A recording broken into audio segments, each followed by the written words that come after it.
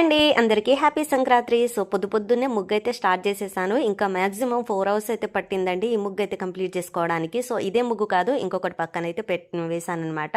So 2 ముగ్గులు అయితే complete చేసేసుకున్నానండి. పిల్లలు కూడా చాలా హెల్ప్ చేశారు కలర్స్ వేయడానికి. ఇంకా వాళ్ళైతే ఇంకా ఫ్రెష్ అప్ అవడానికి అయితే వెళ్ళిపోయారు. ఇంకా నా ముగ్గు అయితే నేను కంప్లీట్ చేసేసుకున్న తర్వాత నెక్స్ట్ నేనైతే స్నానం చేసుకున్న తర్వాతనే ఇంకా గొబ్బెమ్మలు అయితే పెడతానండి. సో ఇంకా స్నానం చేసుకున్న తర్వాత వచ్చి గొబ్బెమ్మలు అలానే పసుపు కుంకుమ అక్షింతలు రేగిపళ్ళు పువ్వులైతే పెట్టుకున్నానమాట. ఆ తర్వాత ఇంకా నెక్స్ట్ మళ్ళీ మేము ఏం చేస్తామంటే ప్రతి సంవత్సరం భోగి రోజైతే పాలు పొంగించిన తర్వాత పరమాన్నం చేసి దేవుడికైతే నైవేద్యం పెట్టి ఆ తర్వాత మేమైతే తింటామన్నమాట. సో సంక్రాంతి రోజు ఏం చేస్తామంటే స్టవ్ క్లీన్ చేసుకున్న తర్వాత పెనం పెట్టేసి దానిపైన నువ్వులైతే వేయించుకుంటామండి. చిటపటలు ఆడించిన తర్వాత నెక్స్ట్ అయితే కొన్ని పల్లీలు కూడా వేయించుకోవాలన్నమాట. ఆ తర్వాత కొంచెం బెల్లం తీసుకొని తీగ పాకం కాకుండా నార్మల్గా బెల్లం కరిగేంత వరకు బెల్లం వేసుకున్న తర్వాత నెక్స్ట్ అయితే ఈ నువ్వులు పల్లీలు దాంట్లో కలిపేసుకొని కొంచెం గట్టిపడేంత వరకు కలుపుకోవాలన్నమాట. ఇదైతే ఫస్ట్ అయితే దేవుడి దగ్గర కొంచెం